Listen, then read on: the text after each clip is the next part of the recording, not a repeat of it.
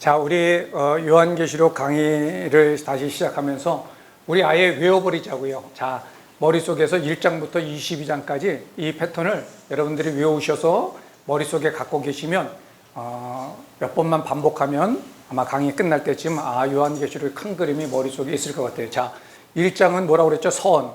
그 다음에 2장씩 끊어져 있어요. 2장, 3장이 소아시아의 7교회.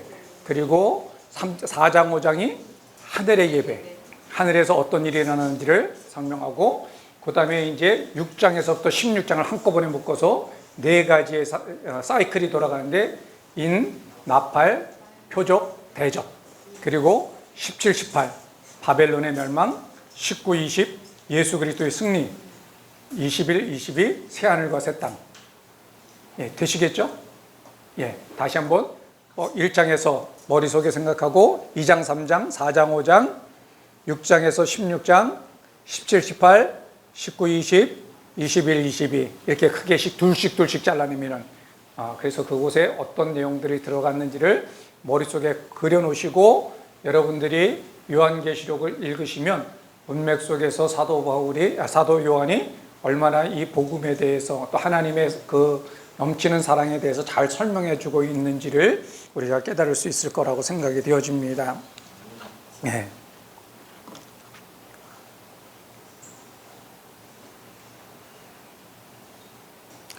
자, 이제 본문을 좀 많이 읽어가면서 강의를 진행하려고 합니다. 요한계시록 1장 1절부터 3절까지를 우리 좀 함께 읽고 시작했으면 좋겠습니다. 1절부터 3절 함께 읽겠습니다. 시작. 예수 그리스도의 계시라. 이는 하나님이 그에게 주사 반드시 속히 일어날 일들을 그 종들에게 보이시려고 그의 천사를 그 종 요한에게 보내어 알게 하신 것이라. 요한은 하나님의 말씀과 예수 그리스도의 증거 곧 자기가 본 것을 다 증언하였느니라. 이 예언의 말씀을 읽는 자와 듣는 자와 그 가운데 기록한 것을 지키는 자는 복 있나니 때가 가까움이라. 아멘. 자, 처음 시작하면서 1장 1절에 이 책은 예수 그리스도의 계시라는 거예요. 그러니까 예수 그리스도를 통하여서 우리에게 뭔가 전달할 것이 있다라고 하는 것이죠. 그러니까 고난받고 환난과 어려움 당하고 있는 성도들에게 이제 아마겟돈 전쟁이나 마지막 심판에 대한 두려움을 주기 위한 것이 아니라 예수 그리스도가 어떤 일들을 행하셨고 그 행하신 일들을 통해서 너희에게 어떤 사명을 위임하셨고 그 일들을 이루어가는 과정 속에서 하나님이 너희의 삶 속에 일어나는 일들에 대해서 하늘의 관점 속에서 다 설명해 주시겠다라고 말씀하고 있는 거죠. 그래서 우리가 마태복음을 보면은 마태복음 1장에 보면은 첫 서두는 그 책의 성격을 담고 있는 거죠. 이 책은 어떤 내용을 다룰 거다. 그래서 요한계시록에서 예수 그리스도의 계시라고 하는 말로 처음 시작을 한다는 것은 요한복음 1장에서 22장 전체의 내용이 예수님에 대한 이야기로 가득 채우겠다라고 하는 거예요. 그러니까 우리가 요한계시록을 볼 때 사단이 우리의 시야를 자꾸만 흐트려서 딴 쪽에 초점을 두게 할 때 거기를 보는 것이 아니라 예수 그리스도가 어떤 일을 지금 행하고 계시고 어떤 것들을 향하여서 우리에게 당신의 사랑을 보여주고 있는지 예수 그리스도를 놓치지 말아야 된다는 거죠. 예. 자, 마태복음은 아브라함과 다윗의 자손 예수 그리스도의 세계라는 거예요. 유대인들에게 유대인 저자가 예수 그리스도가 구약에 예언된 메시아가 왜 예수 그리스도인 것을 설명하기 위해서 예수님께서 아브라함의 자손이면서 다윗의 자손으로서 이제 그 삶 속에 어떻게 우리가 기대하고 고대했던 그 메시아가 바로 예수 그리스도인지를 설명하고 있는 것이죠. 그래서 마태복음에서는 말씀을 이루려고 하는 성취의 억구가 굉장히 반복되어지고 있는 것을 보게 되죠. 자, 마가복음은 하나님의 아들 예수 그리스도의 복음의 시작이라고 하는 말을 통하여서 이 복음의 사건을 통하여서 뭘 말하겠다라는 거죠? 예. 왜 이 고난과 환난과 박해 속에서도 왜 예수 그리스도를 믿고 그 예수 그리스도를 붙들어야 되느냐라고 하는 것. 예수 안에 생명이 있기 때문에 그렇다라고 하는 사실을 이제 마가복음 원독자들에게 전해주고자 하는 것이죠. 자, 누가복음은 우리에게 이루어진 사실을 자세하게 미루어서 설명함으로 말미암아 지금 이방인 독자로서 예수 그리스도를 믿는 부분에 있어서 우리가 유대인처럼 되어져야 하느냐라고 하는 갈등과 고민 속에 있는 흔들리고 있는 성도들에게 너희들이 들은 바 예수 그리스도의 그 복음을 굳게 붙들고 있는 것으로 충분하다, 믿음으로 너희가 구원받았다라고 하는 것들을 설명해 주고 있는 것이죠. 마찬가지로 요한복음은 처음부터 태초부터 계신 그 예수 그리스도께서 이 땅에 오셔서 어떻게 그분이 하나님 되신가를 설명하기 위해서 서두를 태초부터로 시작되어지는 거죠. 마찬가지로 요한복음도 계시라고 하는 말로 써졌는데, 계시의 뜻은 열리다, 보이다, 알려진다라는 거예요. 그러니까 요한 계시록의 내용은 모든 사람들에게 알려져야 하는 건가요? 아니면 감춰져야 되는 건가요? 알려져야 되는 것이죠. 모든 사람들이 누구나 들음으로 말미암아 하나님께서 믿음의 선한 싸움을 싸우는 사람들에게 어떤 계획을 갖고 계시고 어떤 은혜와 축복을 주시기 위해서 하늘에서 지금 어떤 일들을 이루고 계시는지를 우리에게 알게 함으로 말미암아 이 땅 가운데 아직 이루어지지 않았지만 이 땅 가운데 믿음을 지켜가는 사람들에게 믿음의 선한 싸움을 잘 싸우도록 격려하고 위로하고 있다라고 하는 사실을 우리가 기억할 필요가 있는 것이죠. 그래서 보면은 하나님이 예수 그리스도에게, 자, 예수 그리스도의 계시라고 말하면서 이는 이 예수 그리스도의 계시가 뭐냐? 하나님이 그에게 주사. 그럼 여기서 그는 누구를 말하는 거죠? 예? 요한인가요? 우리가 인칭 대명사는 어디를 받죠? 바로 앞부분에 나오는 데를 받는 거죠. 그러면 예수님에게 주사 반드시 속히 일어날 일들을 이루시기 위한 거래요. 그럼 반드시 속히 일어날 일은 뭔가요? 예, 두 가지 중의적인 의미가 있죠. 거기는 반드시 속히 이루어질 일은 예수님이 구름 타고 반드시 오신다라고 하는 것이고, 또 하나는 우리 가운데 요한계시록의 말씀, 사도 요한을 통해서 우리에게 말씀하시는 그 일들에 대해서 어떤 일들을 통하여서 믿음의 승리가 올 것인지 그것에 대해서도 말씀하고 있는 것이죠. 그래서 그 반드시 속히 일어날 일을 종들에게 보이시려고 그의 천사, 이 천사라고 하는 단어는 안겔로스라고 하는 단어인데, 여기 또 어디에 또 쓰여 있냐면은 20절에 일곱 교회의 사자라고 하는 말로 쓰여 있습니다. 그러니까 이것은 다른 말로 보면은 사자라고 번역해도 되는 거죠. 하나님의 말씀을 전달하는 사람, 메신저라고 하는 의미가 있는 거죠. 그러니까 하나님의 천사라고 하는 그 신약에 있어서 복음을 증거하는 사람들도 안겔로스라고 하는 단어로 표현하고 있는 것을 보면 이제 천사만을 말하는 것이 아니라는 거죠. 그러니까 우리가 천상의 어떤 존재들도 분명히 있겠지만은 하나님의 말씀을 대언하는 사람들을 가리켜서 천사의 역할이 바로 말씀을 전달하는 사람이다라고 하는 개념을 아마 유대인들은 갖고 있었던 것 같아요. 그래서 그 천사를 통하여서 요한에게 보내어 알게 하신 거래요. 그래서 요한이 어떻게 했다라고 그러죠? 하나님의 말씀과 예수 그리스도의 증거 곧 자기가 본 것을 어떻게 증언하였다고요? 다 증언하였다라는 거죠. 하나도 감침없이 다 증언하였다라고 얘기를 하는 것입니다.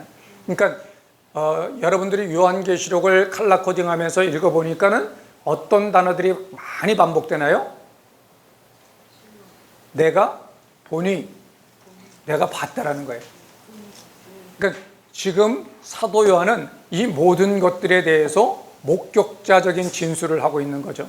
내가 그 일들 속에서 이 되어지는 이런 여러 가지 내용들이 너무나 어떻게 보면은 황당한 얘기이기도 한 상황들이기 때문에 사람들이 잘 못 믿는 상황들이죠. 그런데 내가 봤어.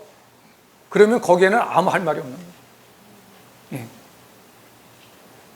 뭐 우리 가운데 스위스 갔다 오신 분들도 있겠지만, 우리 방금 갔다 온 우리 송현심 자매님이 스위스에서 이런 것이 있어 내가 봤어 그러면 우리는 거기 앞에서 꿇어야 돼. 왜? 우리는 아무리 들어도 우리가 뭐 직접 본 것이 아니니까 본 사람이 봤다는데 뭐겠어요? 그죠? 그러니까 사도 요한은 자꾸만 이게 보았다라고 하는 단어를 굉장히 많이 씁니다. 내가 보니. 그래서 뒤에도 보면은 뭐 7개의 내가 I saw, 내가 보았다라고 하는 그런 단어들이 나오는데 거기만 나오는 게 아니에요. 앞부분에서부터 계속적으로 지금 반복되니 내가 보았다, 보았다, 보았다, 보았다, 보았다. 하나님께서 내게 보게 하셨다. 그래서 내가 증인으로서의 그 역할들을 감당하고 그 본 것들을 7교회에게 다 증언하였다라는 거예요. 그러면 그것을 통해서 원독자들에게는 어떤 의미가 있을까요? 자, 하나님으로부터 계시가 예수 그리스도에게 주어지고 예수 그리스도가 그의 천사, 안겔로스, 사자들을 통하여서 요한에게 전달되어져서 요한이 본 것을 다 증거했대요.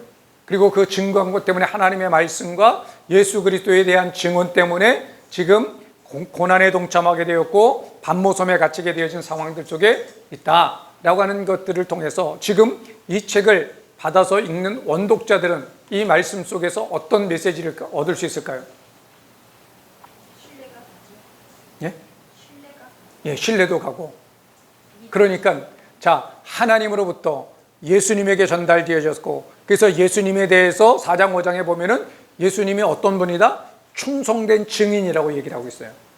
그러니까 예수님도 하나님에 대해서 이 땅에 오셔서 예수 그리스도의 복음을 통하여 우리에게 하나님 나라가 어떻게 이루어질 것에 대해서 그가 충성된 증인의 역할을 감당하고 그 증인의 역할의 감당을 제자들에게 바톤을 넘기면서 너희가 온 천하에 다니면서 만민에게 복음을 전하라고 말씀하셨다면, 지금 소아시아 7교회에 있는 모든 성도들에게 하늘의 이 영적 비밀들을 알려주고서 내가 본 것을 너에게 다 전한다라고 하는 이 말은 7교회에게 뭘 말씀하고 있는 거죠? 너희도 마찬가지로 충성된 증인이 되어져서 땅끝까지 복음 전하라는 거죠.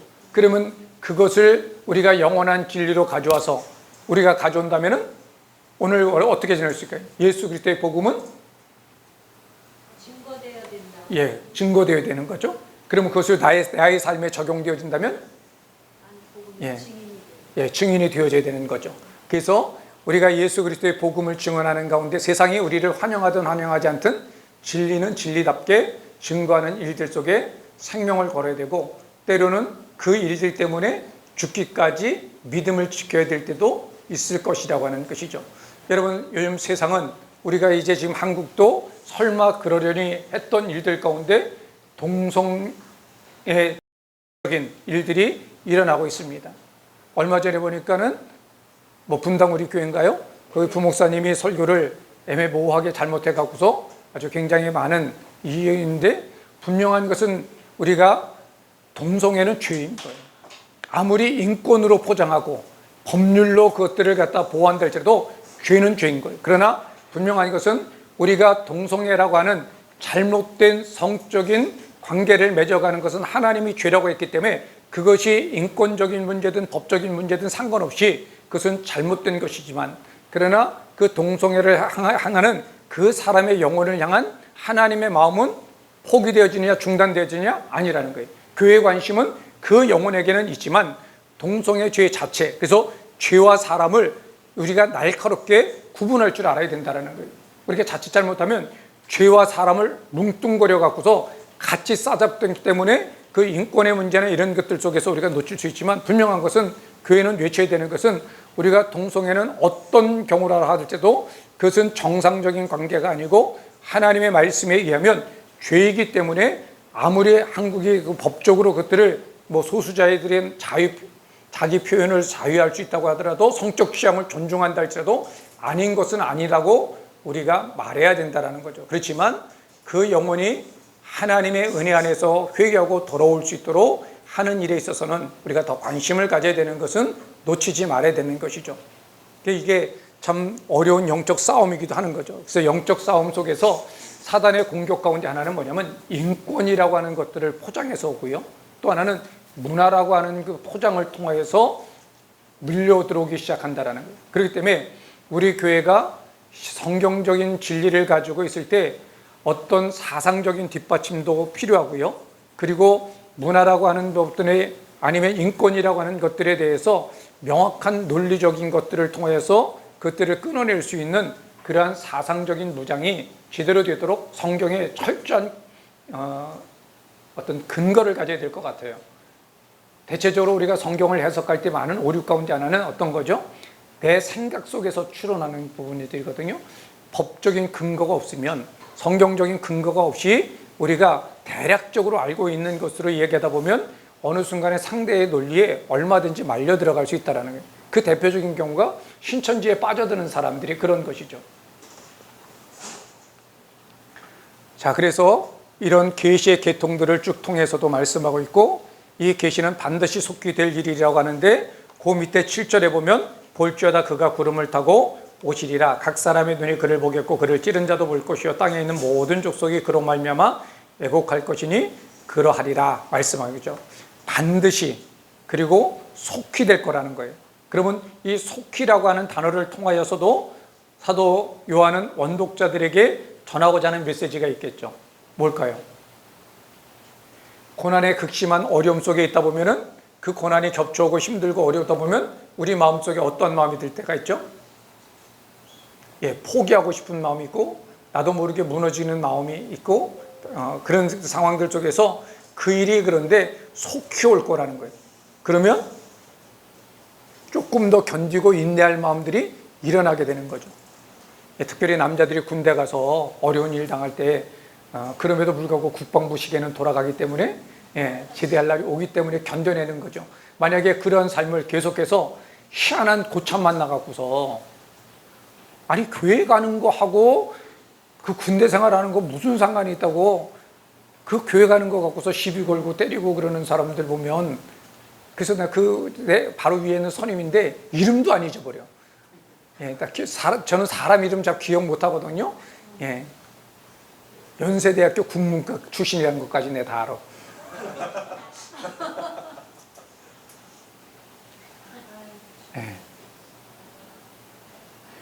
제가 오사단 전방에 근무했기 때문에 우리가 경계 경기를 나가면 실탄을 장전하고 나갑니다. 그러니까 아차 하면 사고를, 그러면 대체적으로 보초에 나가면 아무리 그 네모반에서 뭐가 있어도 안 불러드리거든요. 총을 갖고, 왜 총기를, 개인 총기를 나눠줄 수 없기 때문에. 그런데 총알 장전돼 있고, 그리고 총도 들고 있는데도 내가 빠지면 안 된다고 그래갖고서 나를 불러드리는 거예요. 왜? 교회에 무슨 일이 있다고 교회 가고 그러는 것들 때문에. 그러니까 이 총을 갖고 있고 총알도 있고 그러면 마음만 저기 하면,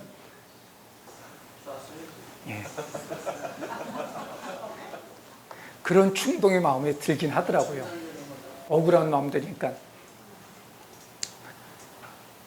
근데 어쨌든 예수님이 반드시, 그것도 그냥 아니라 다니엘에서 보면 느부갓네살의 사건을 얘기하면서 마땅히 되어질 일인데, 신약에 와서는 사도 요한이 그것을 갖다가 반드시라고 얘기하고 있고 속히라고 이야기하고 있다는 거예요. 그러니까 요한계시록 21장, 22장에 있는 사건들이 먼 날이 아니라 그 일들이 속히 우리에게 임하게 될 것이라고 하는 사실이죠. 그래서 이 계시는 대체적으로 묵시문학은 익명성, 그리고 자기네들 그룹 안에서만 이야기되어지고 있는 감춰진 비밀인데, 이 계시는 모든 사람들에게 드러나서 그 종들에게 다 보여지는 것이라는 거죠. 그렇다고 한다면 우리가 요한계시록의 기록 목적에 입각한다면 교회 안에서 요한계시록은 늘 가르쳐줘야 되고 설교되어야 되고 선포되어져야 되는 것이죠. 그러니까 사단이 이런 사도 요한을 통하여서 기록된 요한계시록이 우리에게 영적 싸움에서 반드시 승리할 수밖에 없게끔 하나님께서 우리 편이 되어 주신다라고 말씀하시는데도 불구하고 사단에게 속아서 우리가 이것이 어렵고 복잡하고 무섭다고 해서 안 가르치고, 또 성도들에게 잘못되어 주니까 누가 갖고 장난 놀아요? 이단들이 갖고 장난 놀게끔 만든 책임이, 요한계시록이나 다니엘서 같은 것들, 에스겔서를 우리가 가르치고 강의하지 않는 우리의 책임일 수도 있다는 거예요. 왜? 가짜 참기름은 진짜가 많아지면 가짜를 사라고 해도 사지 않을 거예요. 그죠? 그러니까 우리가 참된 십자가의 피 묻은 복음을 교회가 외치기 시작하고 그 말씀대로 살아낸다고 한다면 이단이 발붙일 틈이 없는데, 우리가 그렇게 하지 않고 가르치지 않으니까 그것을 갖고 장난치는 일들이 일어나죠. 그래서 이제 마귀의 세력들과 하나님의 백성들과의 영적 전쟁이 일어나는 것을 신천지는 어떻게 이야기하죠? 신천지와 한기총이라고 하는 것들을 한국 기독교를 대비해 갖고서 그래 갖고서 이제 나쁜 그 땅에 속한 자들은 지금 기존의 교회들, 그리고 자기네들은 하늘에 속한 자들, 특별 계시를 받은 자들, 이렇게 알레고리적으로 해석을 하는 거예요. 그러니까 우리 교회가 요한계시록에 대해서 조금 더 잘 가르쳤다면 이런 일이 일어나지 않는다는 거예요. 그래서 사도 요한이 내가 보았다라는 것을 통해서 목격자로서의 증언이라고 하는 것이죠. 이건 분명하다라는 거, 내가 보았다라는 거죠. 증언의 내용은 하나님의 말씀과 예수 그리스도의 증거이고, 읽는 자와 듣는 자와 지키는 자가 복이 있다라고 하는데, 읽는 자와 듣고 지키는 자가 따로 묶여 있습니다. 읽는 자 따로고요. 그리고 지키는 자와 듣는 자와 지키는 자가 함께 묶여 있는 이 부분은 아마도 초대교회의 예배 방식 속에서 가져온 것이 아닐까. 초대교회의 예배 방식이 어떤 거죠? 이제 먼저 그 회당장이 두루마리를 갖다가 읽고 난 다음에 누가 이 말씀에 대해서 하나님으로부터 받은 계시가 있거나 설명할 사람이 있습니까? 그러면은 그 중에서 그 말씀에 대해서 설명할 사람이 나가서 그 말씀을 설명하죠. 그것을 잘 이용한 사람이 누구죠? 사도 바울이잖아요.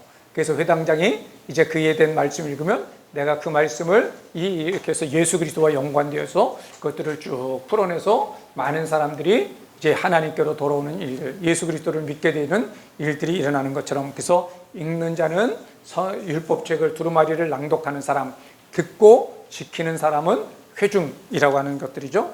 여러분들이 영어로 보시면 되고, 그 다음에 요한계시록에는 복 있는 사람이라고 하는 말이 7번 나오게 됩니다. 그래서 여러분들이 목록으로 어떤 사람들이 복 있다라고 하는지를 보게 되면 첫 번째가 뭐죠? 이 예언의 말씀을 읽는 자와 듣는 자와 그 가운데 기록한 것을 지키는 자가 복이 있다라고 하는 거죠. 그러니까 여러분, 우리들 자신도 그렇고 성도들에게도 요한계시록을 많이 읽혀야 되나요? 안 읽혀야 되나요? 예, 복 있는 자가 되어지는 비결이기 때문에 읽혀야 되는 거죠. 그래서 우리가 목록으로 보면 예언의 말씀을 읽는 자와 듣는 자와 기록한 것을 지키는 자가 복이 있다라고 했고요. 14장 13절에는 죽은 자, 주 안에서 죽은 자들이 복이 있대요. 또 16장 15절에는 깨어 자기 옷을 지켜 부끄러움을 보이지 않는 자가 복이 있다라는 거죠. 여기서 그러면 자기 옷이라고 하는 것은 실제적으로 옷을 말하는 건가요? 아니면은 다른 것을 의미하는 비유적 표현인가요? 비유적 표현이겠죠. 예, 자기 옷을 지킨다라고 하는 것은 우리가 세마포로 단장되어진 믿음의 옷을 말할 수 있겠죠. 자, 19장 9절에는 어린 양의 혼인잔치에 청함을 받은 자들이 복이 있다라고 하고, 20장 6절에는 첫째 부활에 참여한 자가 복이 있다라고, 22장 7절에는 두루마리의 예언의 말씀을 지키는 자가 복이 있고, 마지막 22장 14절에는 자기 두루마리를 예수의 피에 빠는 자들이 복이 있다라고 말하고 있습니다. 그렇다면은 지금 목록으로 복 있는 자들을 쭉 살펴보니까 여기에 이야기되고 있는 사람들은 어떤 사람이라고 이렇게 한마디로 정리할 수 있을까요?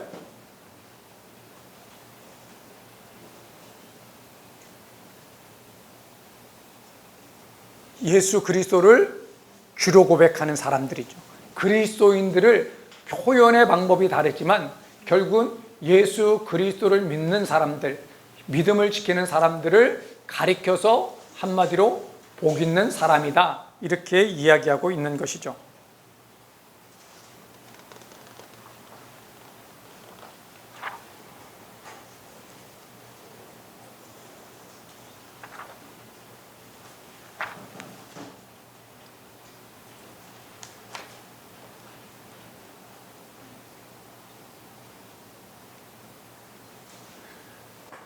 자, 그러면서 우리가 4절에서 8절을 한번 보겠습니다. 4절에서 보면은, 자, 우리 4절부터 8절 함께 한번 읽어보겠습니다. 시작. 요한은 아시아에 있는 7교회 편지하노니 이제도 계시고 전에도 계셨고 장차 오실이시며 그의 보좌 앞에 있는 7영과 또 충성된 증인으로 죽은 자들 가운데서 먼저 나시고 땅의 임금들의 머리가 되신 예수 그리스도로 말미암아 은혜와 평강이 너에게 있기를 원하노라. 우리를 사랑하사 그의 피로 우리 죄에서 우리를 해방하시고 그의 아버지 하나님을 위하여 우리를 나라와 제사장으로 삼으신 그에게 영광과 능력이 세세토록 있기를 원하노라. 아멘. 볼지어다 그가 구름을 타고 오시리라. 각 사람의 눈이 그를 보겠고 그를 찌른 자들도 볼 것이요 땅에 있는 모든 족속이 그로 말미암아 애곡하리니 그러하리라. 아멘. 주 하나님이 어디 이르시되 나는 알파와 오메가야 이제도 있고 전에도 있었고 장차 올 자요 전능자라 하시더라. 여기서 보면은 인크루즈가 나오죠. 어떤 것으로 인크루즈 되어 있나요?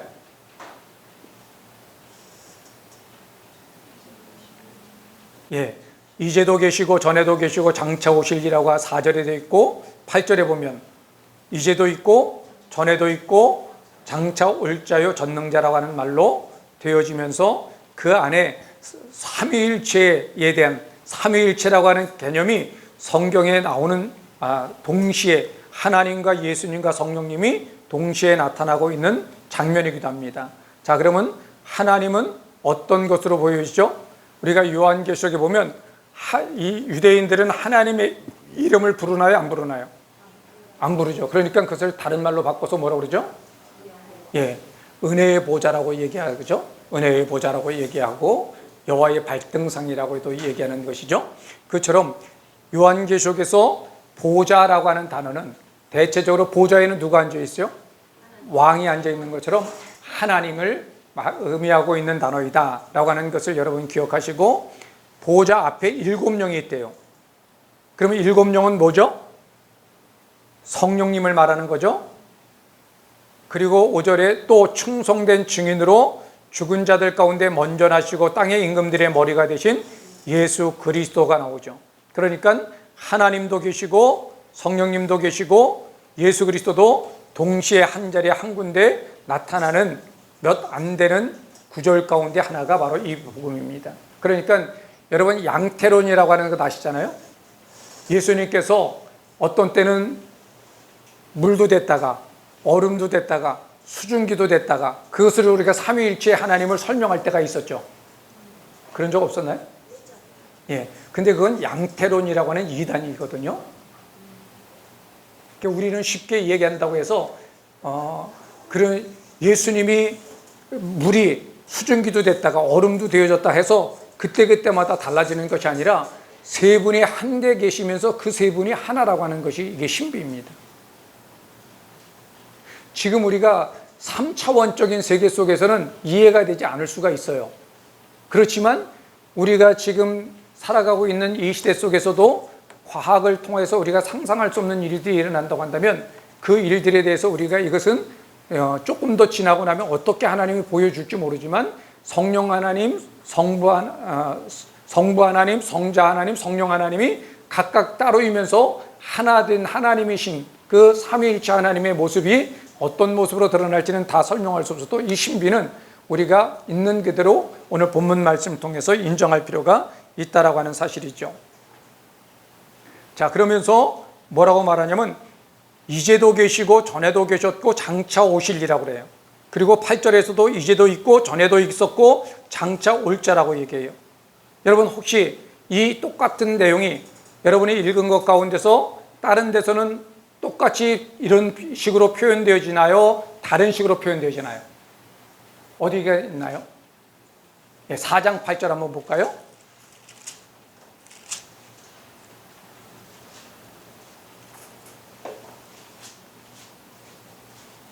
사장 8절에 보면은 그 시의 내용의 맨 마지막에 어떻게 되어 있어요?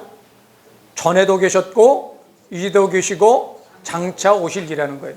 만약에 사도 요한이 현재를 강조하기 위해서 이제도 계시고 전에도 계셨고 장차 오실이라고 하는 것이 사도 요한이 글 쓰는 표현 방식이라면 요한계시록 안에서 다 그렇게 써야 되는데 그렇게 쓰지 아니하고 4장 8절에서는 전에도 있었고 지금도 있고 또 장차 오실이라고 하는 표현을 통해서, 그렇다면은 그것이 다르다고 하면 왜 다르게 표현했을까 우리가 한번 생각해 봐야 되죠.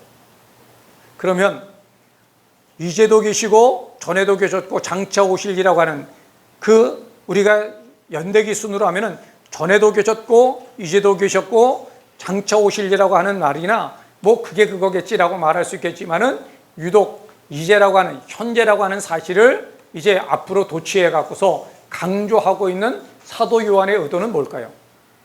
원독자에게 어떤 의미를 주고 있는 걸까요? 지금도 하나님께 함께 계시다. 그렇죠.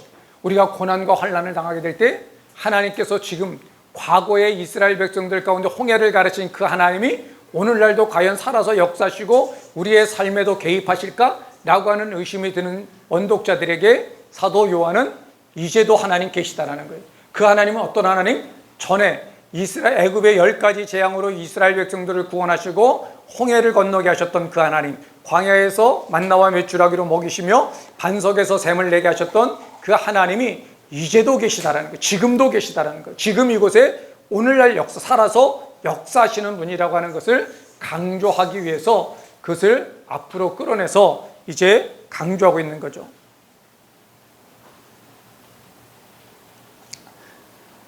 자, 그러면서 하나님께서 우리를 사랑하사 그의 피로 우리를 죄에서 해방하시고 그의 아버지 하나님을 위하여서 우리를 뭘로 삼으셨대요? 나라와 제사장으로 삼으셨대요. 베드로서에도 우리를 왕같은 제사장이라고 하니까 제사장으로 삼는 것은 그렇게 어렵지 않죠. 그렇지만 예수 그리스도를 통하여서 우리를 하나님 나라 되게 하셨대요. 그죠? 나라 삼으셨다고 그랬잖아요. 그러면 요한계시록 안에서 하나님 나라라고 하는 것은 누구라고 말해도 틀리지 않는 거예요. 예수 믿는 사람들, 7교회, 교회들, 하나님의 백성들을 나라라고 하더라도 틀리지 않는 것이죠. 아브라함으로부터 시작된 하나님의 나라가 이제 출애굽에서 출애굽기 19장 24장에서 시내산에서 하나님과 언약을 맺음으로 이스라엘이라고 하는 민족이, 이스라엘이라고 하는 백성들이 하나님의 나라로서 역할을 감당하여서 가나안 땅에 들어가게 됐는데 그 땅 가운데서 하나님의 나라, 거룩한 백성과 제사장의 나라의 역할들을 감당하지 못해서 나타난 결과가 BC 586년 바벨론에 의한 예루살렘 성과 성전의 멸망이었던 것이죠. 그래서 다시 돌아왔지만 이제 그 일들 속에 하나님의 나라가 다시금 어디로부터 시작되어져요? 예수 그리스도로부터 시작되어지면서 예수님이 세례 받으실 때 하늘문이 열리고 성령이 임재하시면서 이제 하늘문이 열리는 사건이 일어나고 성령이 임재하게 되어지므로 시내산에서 하나님이 구름 가운데 임재하심으로 이스라엘 백성들이 구별되어져서 하나님의 백성, 하나님의 나라가 된 것처럼 이제 예수 그리스도에게 성령이 임하심을 통하여서 예수 그리스도가 하나님의 나라가 되어져서 마태복음 13장에 보면은 이제 그날이 오게 되지면 이제 인자가 하늘나라에 오르락내리락 하는 것을 보겠다라고 말씀하시고 있는 사건을 통하여서 누가복음은 그 인자랄 표현을 하나님 나라라고 하는 표현으로 바꿉니다. 그러면 결국은 초대교회 성도들에게 있어서 예수님은 뭐와 동일하다? 하나님 나라와 동일한 거예요. 그래서 예수님께서 이 땅 가운데 가는 곳곳마다 하나님 나라가 되어서 이스라엘 전체 땅이 하나님 나라가 되어졌던 것이죠. 그런데 예수님께서 이제 부활 승천하시고 하나님의 나라로 하늘나라로 갔기 때문에 그러면 하나님 나라의 역할을 감당하는 것들은 단절되어졌는가? 아니죠. 언제? 오순절 성령 다락방 사건 속에서 성령이 각 사람 위에 불의 혀같이 갈라져서 임재함으로 말미암아 거룩한 백성이 되어지고 제사장 나라의 역할을 감당하는 그 일들을 시작해서 이제는 교회가 하나님 나라가 되어졌던 것이죠. 그것을 우리가 확인할 수 있는 것 가운데 하나가 오늘 본문 말씀도 사도 요한을 통하여서 예수 그리스도의 피로 우리를 해방하사 그의 아버지 하나님을 위하여 우리를 나라와 제사장으로 삼으셨다라는 거예요. 이 말을 요한복음의 용어로 바꾸면 어떻게 표현할 수 있을까요? 영접하는 자, 곧 그 이름을 믿는 자에게는 하나님의 자녀가 되는 권세를 주셨다라는 거예요. 그죠? 예수 그리스도가 우리를 대속하여서 그 예수 그리스도를 믿는 자마다 구원받고 하나님의 자녀가 되게 하셨다는 요한복음의 표현을 이제 요한계시록적인 용어로 바꾼다면 그의 피로 우리를 해방하사 그의 아버지 하나님을 위하여서 우리를 나라와 제사장으로 삼으셨다라는 말씀을 하고 있는 것이죠.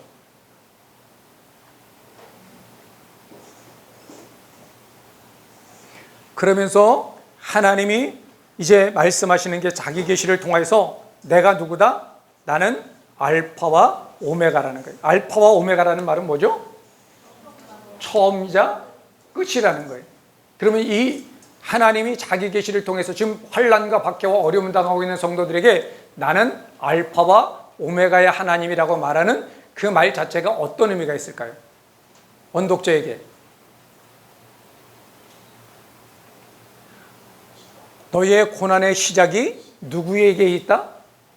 하나님으로부터 시작되어졌다면 그 끝도 하나님께 있다라고 하는 사실이 있죠. 그러니까 우리가 인생을 살면서 고난당할 때 가장 어려운 것 가운데 하나는 뭐냐면 이 고난이 언제까지냐라고 하는 거예요. 그러나 그 고난이 끝이 있다라고 하는 사실만 분명히 알면 견디고 참아내는 것이 쉬울까요, 어려울까요?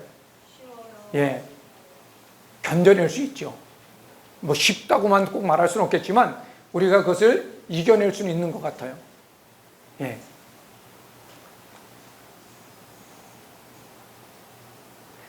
그러면서 이제 그 윗부분에 은혜와 평강이 너에게 있기를 원하는데 성삼위 하나님의 이름으로 은혜와 평강이 있기를 원하는데 이 은혜라고 하는 것은 하나님이 우리에게 베푸시는 사랑을 말하는 거죠. 그래서 하나님이 우리에게 가진 태도는 은혜라는 거예요. 아까 우리 지수 형제가 얘기한 것처럼 내가 자녀라고 하는 것 때문에 내가 어떠하든지 그럼에도 불구하고 부모님이 나를 사랑하기로 결정했던 것처럼 하나님이 우리의 아버지 되시기 때문에 우리가 동성애를 한다 할지라도 우리가 사람을 죽인 살인자를 할지라도 그 죄는 미워하시지만 우리는 끊임없이 사랑하심으로 우리로 하여금 마지막까지도 변화될 수 있기를 원하시는 것이고 그 사실을 확인했던 사람이 박효진 장로님이 하나님이 변화시키지 못할 사람이 없다라고 하는 그 고백의 책을 쓰게 된 이유들도 바로 복음이 들어가서 감옥 속에서 그들을 괴롭히고 또 너는 그런 벌을 받기에 마땅한 놈이야 그러면서 그들을 괴롭히는 것들로는 사람이 바뀌지 않지만은 그럼에도 불구하고 하나님이 너를 사랑하시고 너를 향하신 하나님의 놀라운 계획과 은혜가 있다라고 하는 사실이 깨달아질 때 사람에게 그 생각의 틀들 속에서 단락되어졌던 선이 연결되어지면서 자기 정체성을 깨닫게 될 때 변화라고 하는 것들이 일어나면서 내가 이렇게 살아서는 안 된다라고 하는 영적 각성이 일어나고 있는 것들을 우리가 보게 되는 것이죠. 그렇다고 한다면 평강이라고 하는 것은 뭐죠? 사람이 하나님께 대해서 갖고 있는 태도입니다. 자, 그러면 우리가 사람이 하나님을 향하여 갖고 있는 태도가 평강이라고 하면 어떤 때 우리가 평강을 누릴 수 있을까요? 극심한 고난과 연단과 어려움이 있다 할지라도 하나님께서 나를 사랑하시고 나의 기도에 응답하신다라고 하는 믿음과 신뢰가 있다고 한다면 평강을 잃어버리지 않을 거죠. 그것이 시편의 다윗의 용어로 사용한다면 어떤 표현으로 말할 수 있죠? 내가 사망의 음침한 골짜기를 걸어간다 할지라도 주의 지팡이와 막대기가 나를 안위하신다라는 고백으로 이야기하고 있는 거죠. 그러니까 우리가 성경을 보게 되어지면 구약에서 신약까지 있는 용어들의 표현의 방법은 다르지만 그것들이 서로가 연관성이 있는 맥락으로 물려 들어가고 있다라고 하는 사실을 알 수 있는 것이죠. 그러면서 예수님은 어떤 분이냐? 충성된 증인이라는 거예요. 충성된 증인이라고 하는 거죠. 충성된 증인이라고 말할 수 있는 요한복음이나 복음서에서 예수님이 충성된 증인이라고 하는 것들을 어떻게 표현하고 있죠? 예수님 입으로 아버지가 나에게 하라고 하신 일을 다 이루었다라는 거예요. 그러니까 끝까지 충성한다는 건 뭐예요? 우리나라 속에서도 지금 일본과 그 관계 속에 있을 때 그 독립운동을 하고 했던 사람들 중에서 나중에 여러 가지 뭐 정치적인 상황이 있지만 변절되어져서 뭐 북한에 들어가서 인민군 군대를 만들었던 김원봉 씨인가요? 그 사람의 서운의 문제 속에 친일운동, 그 친일파들을 제거하기 위해서 독립운동한 것에 대해서는 공이 있지만 그러나 그 이후의 삶에 있는 것들까지도 우리가 인정하기는 조금 어려운 부분들이 있는, 그래서 그것은 끝까지 충성했다라고 말하기는 좀 어려운 부분이죠. 근데 예수님은 하나님이 하라고 하신 일들을 다 이루었는데 어디까지 다 이룬 거죠? 십자가에서 자기를 내어줘서 죽기까지 충성하셨다라는 사실이죠. 그래서 예수님이 우리의 모델이 되셔서 앞서가시면서 내가 한 일을 너희도 할 것이고 나보다 더 큰 일도 하게 되리라 말씀하셔서 그 길을 따라갔던 사람들이 우리가 예수님의 12제자고 스데반 집사이기도 사도 바울이기도 하고 또 그것이 우리가 걸어가야 될 길이기도 한다는 사실을 말씀하고 있는 것이죠. 그렇다면 우리가 위증에서는 여러분 청문회 때 증인이 위증하게 되면 어떻게 되죠? 처벌을 받게 됩니다. 그렇다면 우리가 예수님의 증인인데 증인답게 살아야 되는데 위증한다는 건 뭘까요? 예수님이 진리인데도 진리가 아닌 것처럼, 예수만이 우리를 구원하실 수 있음에도 아닌 것처럼, 하나님이 살아계심에도 불구하고 안 살아계신 것처럼 살아가는 것이 그건 위증하는 거겠죠. 그러니까 지금 이 일들을 통해서 원독자들에게 지금 사도 요한은 뭘 말하고 있는 것이죠? 너희의 상황과 현실보다 더 중요한 것은 영원한 진리를 붙들고 하나님의 뜻을 이루는 것이 필요하다라는 거죠. 그것을 말해주고 있는 것이 뭐냐면은 전능한 자라고 말씀하시는 거예요. 자, 하나님께서 전능하세요. 유능한 차원이 아니라 전능하십니다. 전능하다는 얘기 뭐죠? 어떤 불가능한 속에서도 하나님은 그 문제를 해결할 수 있는 능력이 있으시다라는 거예요. 이스라엘 백성들이 출애굽해 갖고서 애굽 군대가 쫓아올 때 홍해 앞에 가로막혔을 때 그들은 한결같이 이제는 더 이상 우리의 방법 속에서 어떤 방법이 없다고 생각하고 절망하고 좌절하고 그래서 하나님을 원망하고 모세를 원망하는 그 순간 속에서 어떤 일이 일어나죠? 홍해가 갈라지는 일들이 일어나는 거예요. 누가 그 수를 생각하겠습니까? 그래서 하나님 시편에 보면은 이사야에서 보면 하나님은 수가 많으시대요. 우리가 절망스럽다고 해서 하나님도 절망스러운 것은 아니죠. 우리에게 방법이 없다고 해서 하나님에게도 방법이 없는 것이 아니라고 하는 것이에요. 그래서 하늘에 창을 내신들 어떻게 이런 일이 일어날 수 있을까라고 했는데 하나님이 하늘에 창을 내시는 사건이 있었나요, 없었나요? 있었던 것이죠. 그러니까 지금 그것이 원독자들에게 지금 극심한 고난과 고통 가운데 당하는 이들에게 하나님 뭘 말씀하고 있는 거죠? 하나님 전능하셔. 너희를 이 고난에서 피할 수 있는 길들을 얼마든지 이룰 수 있음에도 불구하고 너희로 하여금 이 고난을 감내하게 하신 이유는 뭐죠?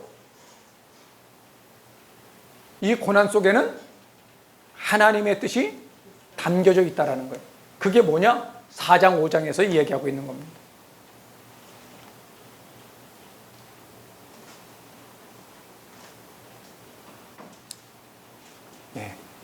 자, 그래서 예수 그리스도에 대해서 1장에서 나와 있는 내용들을 목록으로 정리하면 이렇게 정리할 수 있겠죠. 땅의 임금들의 머리가 되시니 지금 온 세상은 도미티안이라고 하는 로마의 제국 황제가 다스리고 있고 그리스도인들의 생사 여탈권을 가지고 있어서 왕의 한마디면 죽기도 하고 살기도 하는 것 같은 상황들 속에서 왕이 온 땅을 다스리고 있는 것 같은 상황들 속에서 땅의 임금들의 머리가 되신 이가 누구라고요? 예수 그리스도라고 하는. 그러면 이 표현도 원독자들에게 의미가 있겠죠. 그리고 우리를 사랑하시는 이래요. 지금 이 고난 가운데 있는데 그 고난과 고통과 어려움 속에 당하면 어떤 마음이 들죠? 하나님이 나를 사랑하지 않는 것 같고 버린 것 같은 마음 드는데 우리를 사랑하시는 분이 예수 그리스도라는 거예요.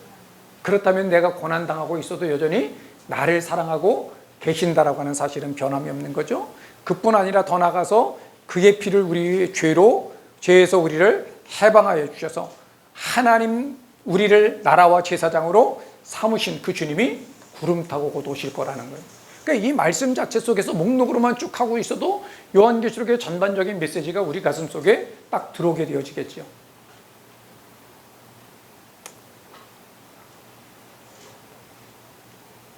자, 그래서 예수님께서 사복음서에서는 이 땅에 오신 예수님의 모습이 있다고 한다면은 요한계시록에서 다시 오실 예수님이 어떤 모습으로 오느냐라고 하는 것인데 초림 때 예수님은 구속주로 오셨기 때문에 희생양으로 오셨어요.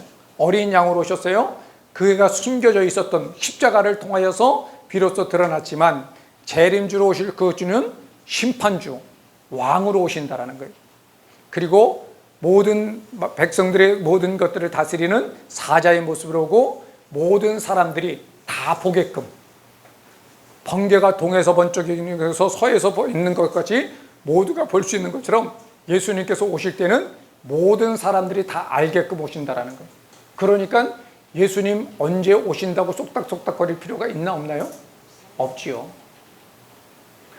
저는 저희 집에서 이제 교회에서 집으로 가다 보면은 거기 야고보 집화인가요? 우리 그 신대방동에 그 신천지 큰 한 2,000명 모이는 데가 있거든요.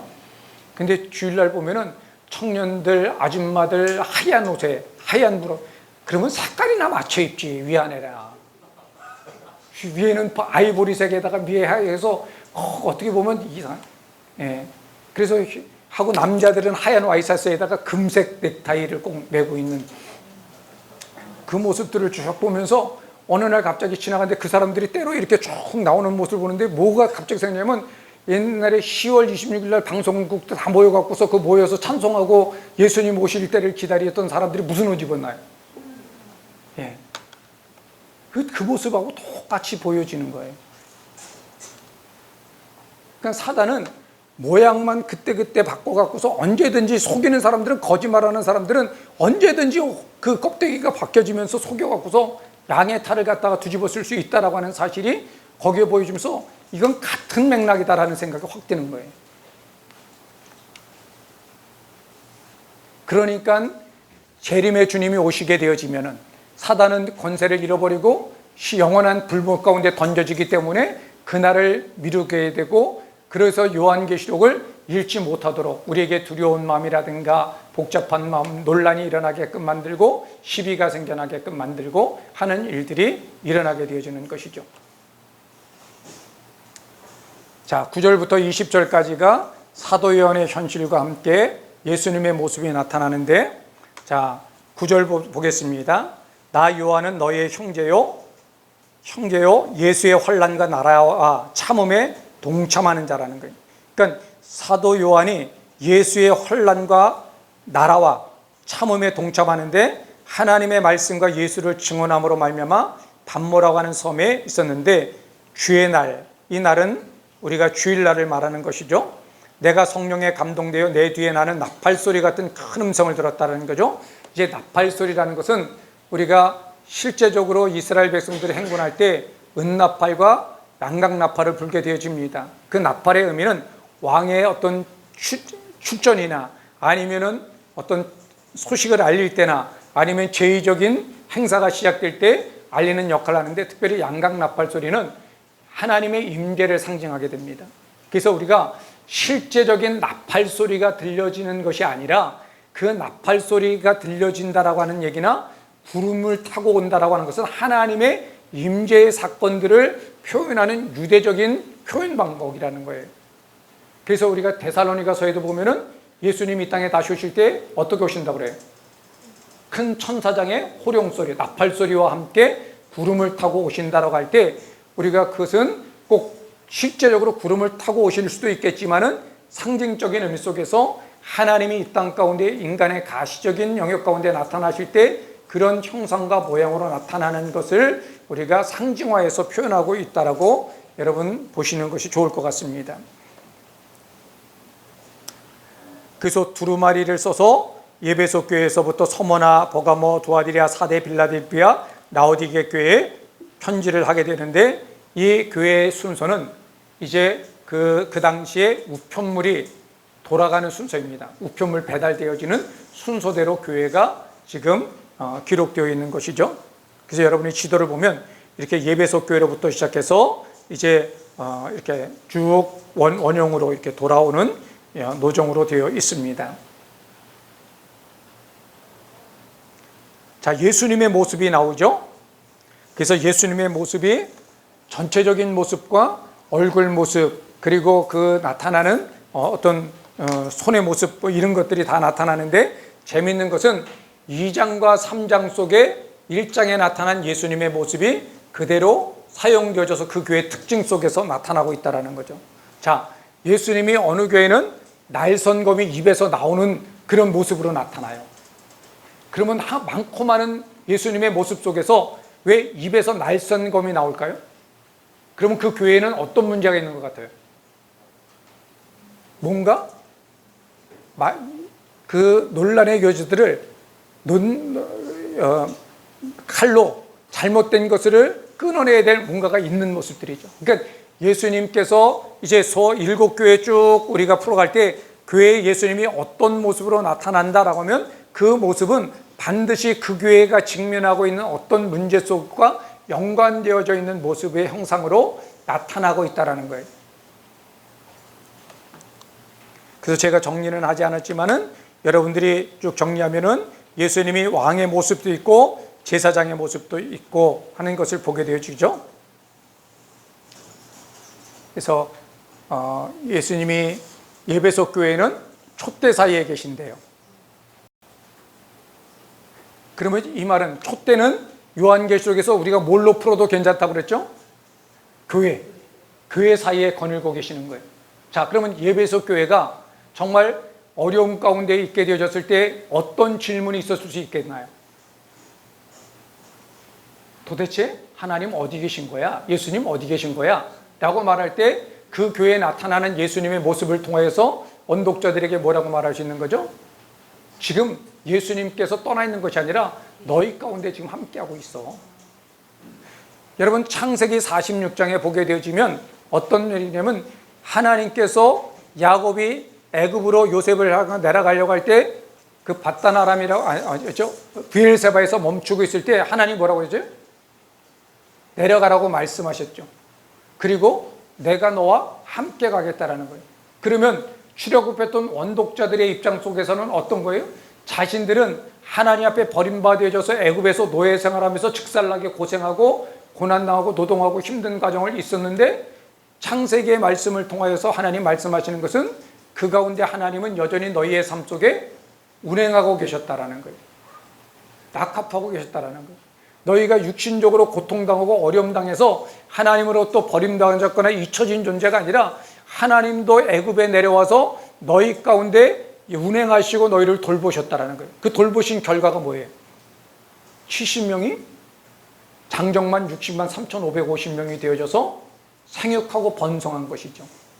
그러니까 우리의 입장 속에 힘든 고난 속의 현실을 바라보면 우리가 버림받아져서 애굽에서 직살나게 벽돌이나 굽고 그리고 고생하고 힘든 일들을 하고 있는 것 같았지만 그 일들 속에서는 뭐가 있었다? 하나님의 백성의 숫자를 채우기 위해서 생육하고 번성하게 하시는 하나님의 섭리가 있었다라는 거예요. 그러니까 그들은 생고생이라고 생각되어졌는데 하나님의 관점 속에서 뒤집어서 보니까 그 일은 무슨 일이에요? 생육하고 번성하려고 그러면 어떻게 돼요? 튼튼해야 되잖아요. 그럼 헬스해야 되잖아요.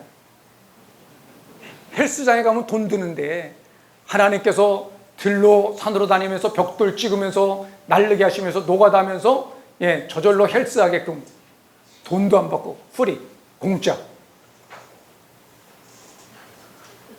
그 지수 형제 아직 멀었어. 최소한 최봉수 간사님을 뛰어넘어야 돼. 5은 뛰어넘어야 국가적인 혜택도 있고 최소한 12이 되어지면 저절로 개척할 때 원입인 숫자가 되기 때문에 자체적으로 교회가 돼. 근데 13인가요? 나와서 키우는 분이 그러더라고요. 2, 3이 힘들지 그 위에는 지들끼리 다 키운다고.